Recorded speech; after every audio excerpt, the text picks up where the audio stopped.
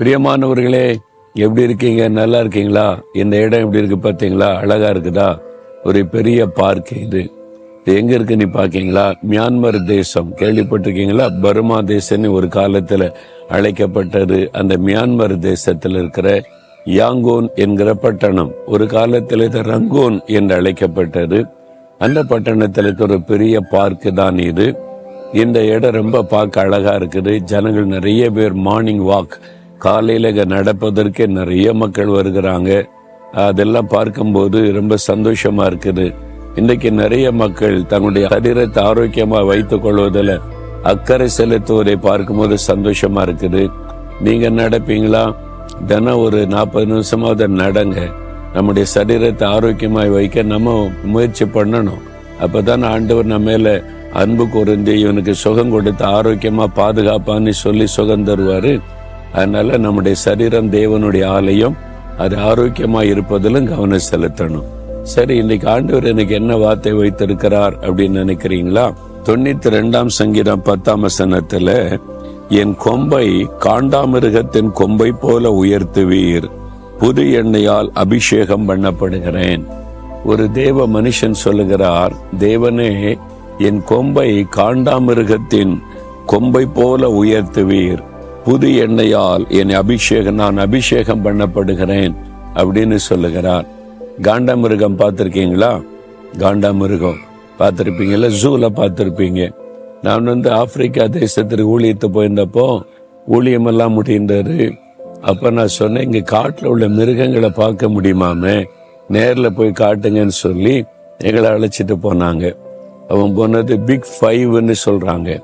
காண்டாமிருகம், அதாவது ஆப்பிரிக்கா யானை, சிங்கம், அப்புறம் சிறுத்தை, அப்புறம் பைசன், பெரிய காட்டெருமை இருக்குல்ல, அதெல்லாம் பிரம்மாண்டமா இருக்கு. அது பிக் 5 பெருசு அப்படின்னு சொல்றாங்க. அதுல காண்டாமிருகம். அப்ப எங்களை ஜீப்ல கூட்டிட்டு போனாங்களா, ஒரு இடத்துல பார்த்தா நிறைய காண்டாமிருகம். இந்த காட்டுக்குள்ள நேரடியா பார்க்கும்போது ரொம்ப மகிழ்ச்சியா இருக்குல்ல, த்ரில்லிங்கா இருக்கும்ல. ஜூல ஒரு கூண்டுக்குள்ள பாக்குறது வேற, காட்டுக்குள்ள நடமாடும் போது பாக்குறது வேற. அதோடைய உருவம் பார்த்தீங்கன்னா அவ்வளவு பெருசா இருக்குது. அதோடைய தோல்லாம் பார்த்தீங்கன்னா அது மாதிரி அதை பார்க்கும் போதே தெரியுது அதனுடைய உறுதி, அதனுடைய இரும்பு மாதிரி இருக்குது. அதோடைய கொம்பு தான் விசேஷமானது. ஒற்றை கொம்பு உள்ள காண்டாமிருகம் இருக்குது, இரட்டை கொம்புகள் உள்ள காண்டாமிருகம் இருக்கிறது. காண்டாமிருகத்தின் சிறப்பே அதனுடைய கொம்பு தான். கொம்புக்கு முன்னால எதுவும் நிக்க முடியாது. அந்த கொம்பை வச்சு அது முட்டி தள்ளிடுது. எதுவுமே சிங்கம் கூட அது பக்கத்துல நெருங்க முடியாது. அந்த கொம்புல தூக்கி வீசிரும். அந்த மாதிரி பலன் உள்ளது அந்த கொம்பு. ஆண்டவரே, என் கொம்பையும் காண்டாமிருகத்தின் கொம்பை போல உயர்த்துவீர் என்று பக்தன் சொல்லுகிறான். அப்ப ஒரு பலன், ஒரு வல்லமை, ஆண்டவர் என்னை நீர் உயர்த்துவீர் என்பதாக நீங்கள் அப்படி ஜெபம் பண்ணினா தேவன் அந்த பலனை தருவார். எப்படி தருவார்? உங்களுடைய அந்த அபிஷேகம், புது எண்ணெயால் அபிஷேகம் பண்ணப்படுகிறேன். அந்த அபிஷேகம் தான் அந்த கொம்பு, அந்த அபிஷேகம் தான் நம்முடைய பலன். பாருங்க, நான் ஒரு சாதாரண மனிதன், ஒரு கிராமத்துல ஊழியம் செய்கிற மனிதன். எத்தனை போராட்டம் வருது தெரியுமா? மத தீவிரவாதிகளால ஒரு பக்கம், அரசாங்க அதிகாரிகளால ஒரு பக்கம், இன்னும் சொந்த ஜனங்களால் வரக்கூடிய போராட்டம், இன்னும் எனக்கு விரோதமா செய்யப்படுகிற மந்திரவாத பில்லிசூனியங்கள், ஆவிக்குரிய போராட்டம். இவ்வளவுக்கு மத்தியிலையும் ஒரு சாதாரண மனிதனால எப்படி நிக்க முடியுது? எனக்கு ஒரு பலனை தேவன் தந்திருக்கிறார். காண்டாமிருகத்தின் கொம்பு கோத்த பலன், அது என்னுடைய அபிஷேகம், கர்த்தர் கொடுத்த அபிஷேகம். அந்த பரிசுத்தாவினர் அபிஷேகம் தான் நம்மை பலப்படுத்தி ஜெயம் கொடுத்து நடத்தும். நீங்கள் அந்த அபிஷேகத்தை பெற்றுக்கொள்ளணும். தேவன் தம்முடைய ஆவி உங்க மேல ஊற்றும் போது அந்த அபிஷேகம் உங்க மேல தங்கி இருக்கும் பாத்தீங்களா? அதை பார்த்து பிசாசை பயப்படும். நானே பார்த்திருக்கிறேன். எப்படி உள்ள தைரியமா இருக்கிறேன்னு நினைச்சீங்கன்னா, சில சமயம் மந்திரவாதம் பண்ணி அந்த ஆவிகளை அனுப்புவாங்க. அது என் கண்ணுக்கு தெரியும். அது நிற்கும். அப்ப நான் சொல்லுவேன், பிசாசே, நீ என்னை தொட முடியாது, நான் கர்த்தரால் அபிஷேகம் பண்ணப்பட்டவன்.